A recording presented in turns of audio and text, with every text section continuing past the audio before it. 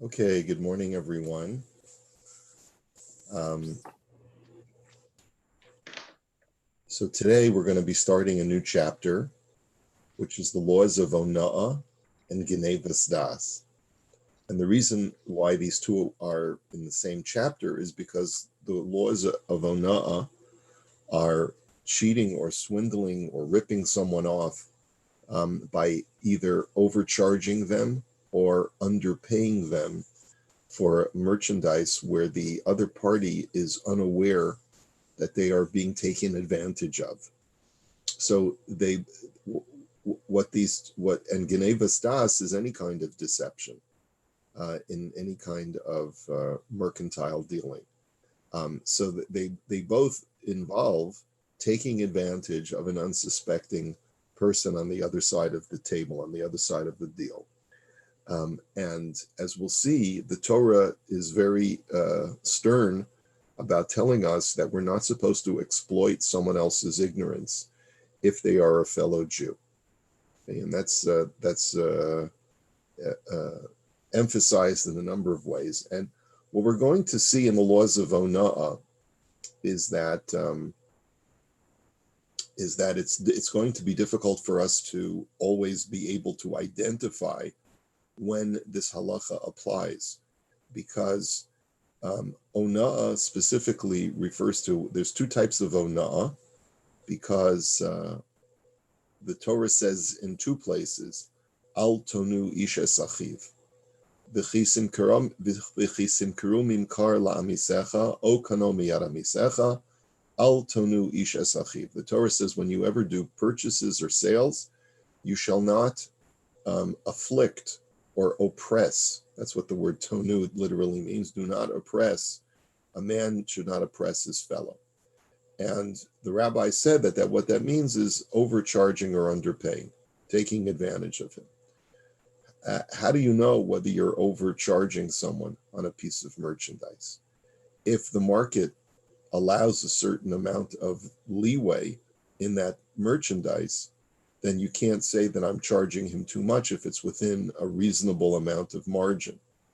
If I have overhead that requires me to cover my overhead when I am fixing a price on a piece of merchandise, then it's not fair to say that that's taking undue advantage of a person. But let's say there's a commodity that has a fixed price and it's fixed by the government or by some other regulatory body. So in those situations where it's clear that that the objective of the government is for me to sell the object for a certain fixed price, or if it's also clear that the person can buy this object everywhere else for a specific price, and I'm charging him more than what everyone else is charging, and there's no added value that I am providing to that individual. And that's a really important thing, because if you could ascertain that there is added value, for example, it's a convenience store. And why is a convenience store called a convenience store? Because it's convenient for me to be able to go there instead of having to schlep another few blocks, or because it's a smaller store and it's easy to get in and out, or because I keep my store open 24 hours a day, and for that reason I have to charge more. So those are cases of added value where it's understood that the consumer is going to be paying a premium, not for the object that he's paying, but rather for the service that he is acquiring as a result of the venue of where that object is being sold. But in a situation where there's no added value and the object has a fixed price everywhere else in the vicinity, so then I will be guilty of ona'ah. And as we'll see, it's going to be difficult for us to find real life cases of ona'ah, because the argument in most situations can be made that I have to charge this amount in order to cover my overhead. But there are situations where, let's say it comes to people who sell jewelry or other types of commodities, where there's a misrepresentation that is being made to the consumer that he is getting a bargain by purchasing it from me, right? When in reality, if he went somewhere else, he could buy it for less expensive. There could be ona'ah there if there's any kind of misrepresentation to the consumer that he's getting a good deal, when in reality, he's not getting a good deal. Okay, that would be a case of ona'ah.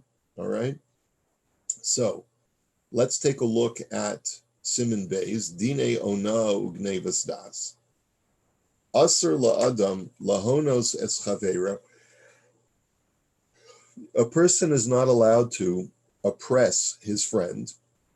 Bein b'mekcho likach bizol mimashu shaveh afilu pruta echas.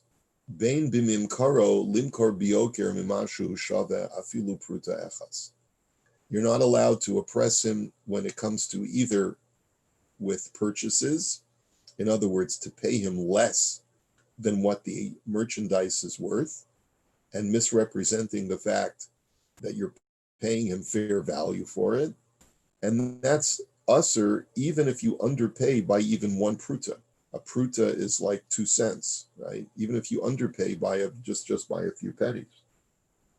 Or when you're selling, to sell something for more than what it's worth, even for just 1 pruta.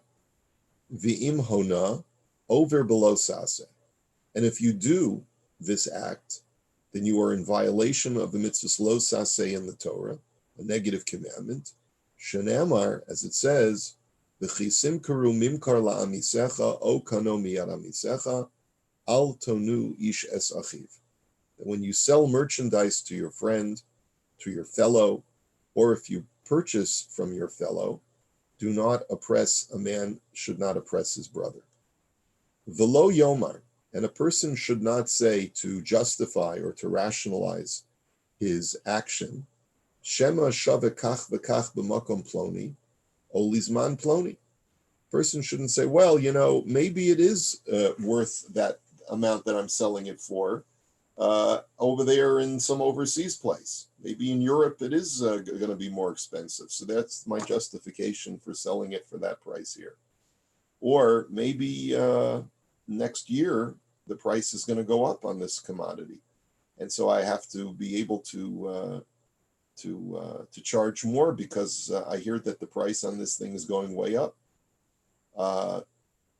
Yishvekach ki ein bazeh hadavar ela mekom v'shaitis. So that's not a good rationalization, because everything is dependent upon what current market prices are, and if the current market price is that this commodity has a fixed index on its value and it's worth X, and you want to charge X plus 1, you're in violation already of the laws of Onah. Okay, so let's go right off the bat, and it says in the Imrei Yaakov, a person is not allowed to oppress his friend. So he picks up right away on the word his friend, because the word friend implies that this Isser only applies to a Jew and not to a non-Jew. And we've talked a little bit about this before, because this is a matter of looking out for the welfare of my brother, which I'm not allowed to do, which I'm not obligated to do for a non-Jew. My obligation to look out for the welfare of my fellow consumer extends to a Jew more than it extends to a non-Jew. With a non-Jew, it's caveat emptor, with certain limitations. As long as I'm not acting in a corrupt fashion, as long as I'm not deceiving the other party, so then it's permitted for me to charge whatever the market will bear, even if he can get it cheaper elsewhere.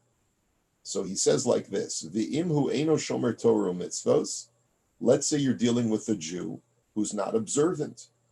After legabe onoas devarim yesh omrim de'ino bichlal amisecha ve'in bo iser ona'ah. So he says we're going to learn about the 2 types of ona'ah. That I started off by saying, and I guess I got sidetracked. The Torah says in 2 places, lo tonu ish es achiv. You're not allowed to oppress your fellow. The first time the Gemara says it's referring to financial oppression, and the second time it's talking about verbal oppression, which we're going to get to in this chapter as well, that there is a whole genre of halacha that is based on causing a person mental anguish with your words, insulting a person, reminding a person of uncomfortable situations of his past, telling a person, oh, you're a convert to Judaism, so you don't know, or things like that. Mikol makom, so there are those who say that if a Jew is not observant, then he does not fall under the rubric of onoas devarim, that there's no isser that you incur of a verbal assault. Nonetheless, mikol makom ba'onoas mamon tzarich in lemaisa va'ayin lekamen seif lamed beviur. But when it comes to financial ona'ah, which is the halacha that we're dealing with now, it's not clear, he says, whether this applies to a Jew who's not observant or not. I want to also preface that Rav Stern takes a decidedly, in this particular sefer, takes a decidedly tribalistic view of many of these financial halachas. I've noticed in looking at other svarim that deal with Choshen Mishpat issues that most of them are not as tribalistic and exclusive as Rav Stern's worldview. And that probably has to do with the fact that he was a Rav of the Badatz of Yerushalayim, which is a very, very isolationist kind of enclave of Rabbanim.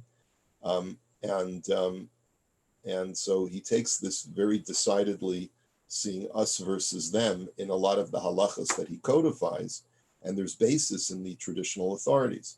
But let me show you by contrast another sefer which codifies this halacha of ona'ah, and here it is. And let's see. Let me make sure you're looking at it.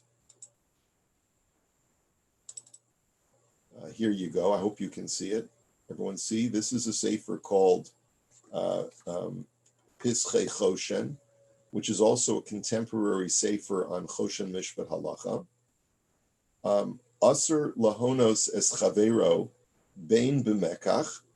You're not allowed to oppress your friend, whether you're purchasing, meaning liknos mimenu b'pachos mishavyo, to purchase from him for less than it's worth, uvein b'memkar, or in sales, limkar lo b'yoser, selling him for more than it's worth, the inehu over belav, and if you do oppress him in such a way, you violate a mitzvah lo saseh, v'yesh omrim sha'afilu la'akum aser.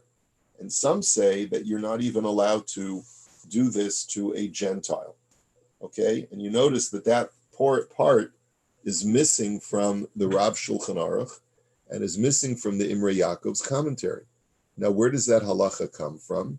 So let me just scroll down here so that I can get you that space. The reason why we're not using the sefer, as you can see, is that it's a bit unwieldy in the length of the commentary of the Pischei Choshen, which is why I just find it's not practical to use it, but it is a very good resource. He's citing here the Ramah in the Shulchan Aruch Shin Mem Ches Sif Beis, Sha'asr Lahata Oso. It is usher to deceive a non-Jew. Umashmin b'divrei hasma shalom midin lo tonuhu shalom nemar ela b'Yisrael ela midin gnevas das sha'asr gam la'akum. So it seems, at least the consensus of the earlier poskim, is that what you're not allowed to do to a Gentile is to do anything that will deceive him or misrepresent what the product is. That applies equally to both Jew and non-Jew. That falls under the rubric of Genevas Das. But the Isser of Ona'ah is only between one Jew and another Jew. V'chein sasam b'Shulchan Aruch Harav, and that's how the Shulchan Aruch Harav understands it in Sif Yud Aleph. Ela shemidvarav mashma shegam b'gnevas das im yesh bo gnevas mamon aser min haTorah kegonev mamon. He says, but when it comes to, from the Rav Shulchan Aruch, it seems to imply that if there's any kind of misappropriation of money from him, then it's as if you are stealing his money. Uvehilchos gezela kasav shimata ha'akum becheshbon benesina samos areze kagonev ha'chefetz v'lokim avkiya chovo. And we're going to get more into this as far as some of the more detailed halachas of ona'ah. I don't want to get into too much detail, but you can see from his commentary that that it's not so clear cut that this halacha does not apply to a Gentile. Let's see. There's a whole ton of stuff. All right. I'll pull out some excerpts for you for tomorrow's shir, but for now I just want to go back to the Imrei Yaakov, and just the reason why I wanted to point that out to you is because there's different shades of understanding how the division is made between Jew and non-Jew. All right, let us go further in the Imrei Yaakov, Bein b'mekcho, whether it comes to sales or whether it comes to purchases. And so the Imrei Yaakov writes, Isa b'shas, da avodim shtaros karkos vehekdeshos, ein bohem dino na. The Gemara writes explicitly that there are certain commodities that are not subject to the law of onah, which is overcharging or underpaying. They are specifically when you're selling slaves, not something that applies in the real world today. When you're selling promissory notes, okay, you can charge or sell or charge whatever you want for a promissory note, even if it's worth more than the face value, or pay less than what it's worth on the face value. Karkaos is real estate. Real estate is not subject to the laws of ona'ah, and that's because the Torah explicitly excludes real estate. And vehekdeshos, and anything that is being donated to the temple, that there is, if the temple wishes to sell something to you for less than what it's worth, you're perfectly okay to do that. And if the temple wants to pay you less than what it's worth for, let's say, an acquisition for the temple, there's no laws of ona'ah that are applicable there. Again, that's not a real world situation. Ein bahem din ona'ah. Ulam, kasav haramban, de gam be'elu over belav. But the Ramban says something interesting. He says that when it comes to real estate and notes, even though there's no law of ona'ah, but there's still a biblical violation if you do it. Ela demiyet bahem hakasav toras ona'ah ubitul mekach. One of the things we'll see as we go through these halachos is that under certain conditions, a buyer who has been ripped off or a seller who's been ripped off has legal recourse to reverse the sale. But so the Ramban is saying that when the Gemara says that there's no law of ona'ah that applies to, let's say, to real estate, simply means that the person who was ripped off cannot reverse the sale. But it doesn't mean that there was no biblical violation, right? In other words, it could very well be that if a person was swindled in a real estate deal, because it's clear by all indicators that the amount that he paid is wildly outside the proper valuation of the property, then when we say that there's no law of ona'ah, it doesn't necessarily mean that there's been no violation. There may still have been an aveira committed, but just that there's no legal recourse against the person. The Yesh Omrim. So I guess this means don't sell the Brooklyn. Yeah, don't sell the Brooklyn Bridge, exactly.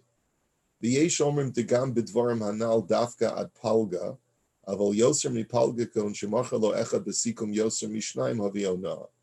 And then there's another opinion that when we talk about notes and real estate, where we say there's no law of ona'ah, some say that that's only as long as you're not selling it for a value that is worth 150% more than the fair market value. But once you get to, if you sell it for 1.5 times its true value, so then even when it comes to real estate, it is subject to the laws of ona'ah. And this is, we'll get more into these halachos. We'll be able to see the source for this, why this amount of charging an extra 50% is the criterion. As we'll see when we go through the halachos, there is legal recourse to nullify a sale when a person is ripped off by a certain profit margin that is above and beyond what is considered to be margin of error. Then you can reverse the sale. But there are times when you're not able to reverse the sale, even on chattel, even on widgets, right?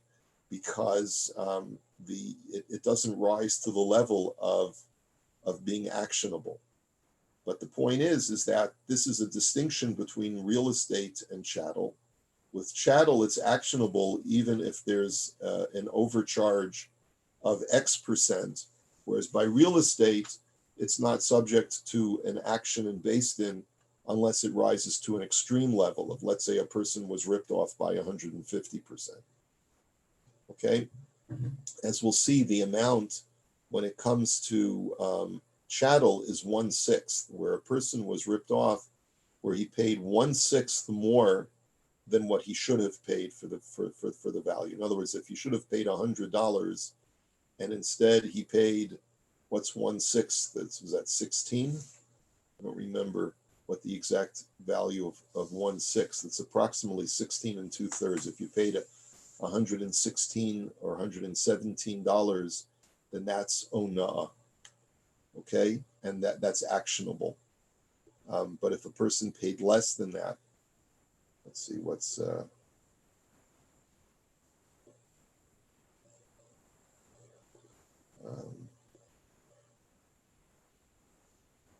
calculator. 1 divided by 6 times 100 is 16 2/3 is 1/6. Right? So,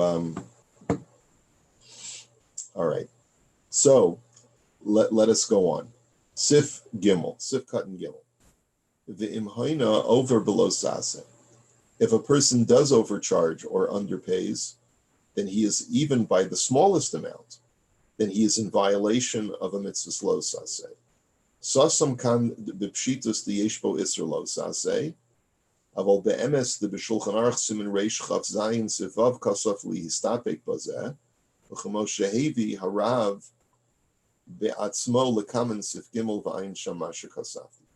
We're going to see that there are those who opine that as long as you haven't charged by 1/6, there may not even be a biblical violation. But here the Rav Shulchan Aruch says that even if you overcharge by a few pennies on an item that has a fixed index on its value, so then you are in violation of the mitzvahs. Losa say he's just letting us know that it's a machlokes across the board.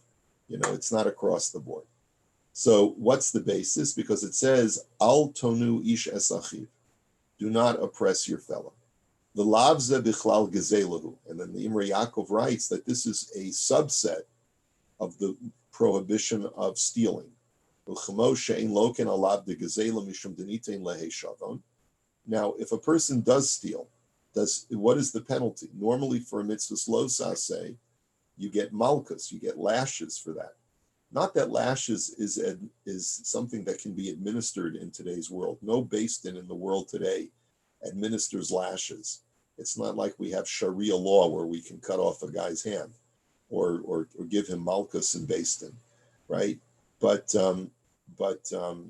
it's important to know that in theory there's no malchus when it comes to gezela. Why is there no malchus when it comes to gezela? Because the Gemara says that any violation that can be rectified through restitution is not subject to malchus. So if I steal your Kiddush cup, I break into your house and I steal your Kiddush cup, the halacha requires me to make restitution to you. And because I've made restitution, I am absolved from getting malchus, right? God will punish me in his way if I'm unrepentant. But the fact is that if I make restitution for the theft, so then I am off the hook for malchus. As it says the remedy for the violation of gezela is that you return what you stole. Kach ein loken alab zeh, degam kenitin lahashiv es ha'onah. He says, and similarly, there's no malchus over here because you can remedy the crime by making restitution. When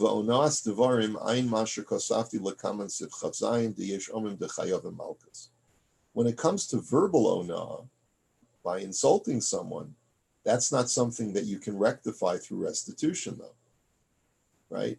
If I tell a person something that hurts their feelings, then I can't make restitution on that, and therefore the argument could be made that you get malchus for onas devarim, for verbal assault.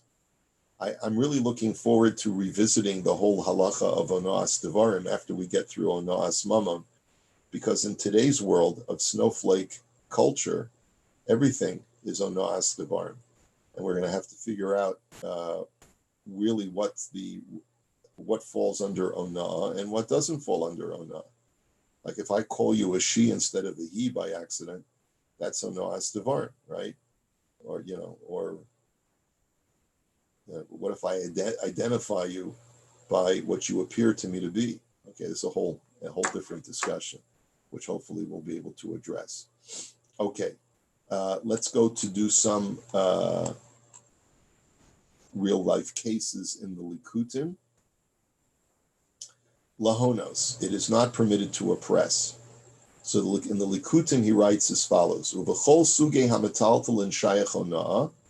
He says, in all types of chattel, the laws of onah apply. Afilu b'sifrei Torah, va'avanim tovos umargolios. And this applies to commodities that are very subjective in their value, such as a Sefer Torah, which has subjective value because each Sefer Torah is unique based on the scribal art of the particular sofer that applied his effort, and whether it comes to jewels or pearls. He says, as long as they can be valuated by experts, where there's a consensus as to what their true value is, they are subject to onah if a person is overcharged or underpays for these commodities where you can establish a fixed price.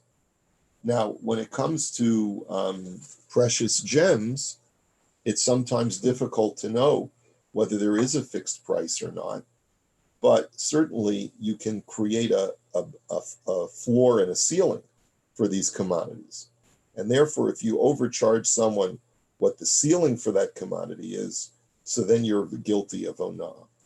Aval dvarim sheino mitzuyim b'shuk, kegon atikot, v'cheftzei umanut v'chayotzei bahem, ba'elu ein din onah.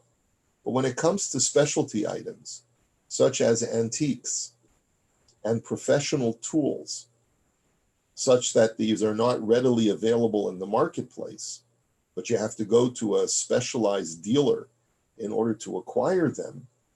So there is no law of onah that applies to these specialized commodities. Umikol makom hakona chayfet sheyesh lo erech samoy kegon atikot. But he says like this, and this is an important halacha that I want to continue with Mirz Hashem tomorrow. What if you make a purchase of an item that has a hidden value, which means at face value it's a trinket and it's not worth a lot. But if you realize that it's a collector's item, like an old comic book, right? I was talking about the other day, you realize that it has a hidden value. The hamocher eino, let's see, the hamocher eino yodea mikach. And the merchant who's selling it doesn't realize that it has a hidden value because he thinks it's just an old comic book. He doesn't realize that it's a collector's item. So tzarech hakona lahodio sheyesh ba ze erech yoser mistam chayfetz kazeh bashuk. The purchaser is obligated to notify the seller, excuse me, sir or madam, this item has a hidden value. So I go to a garage sale and I notice that the guy is selling a collector's item Superman comic.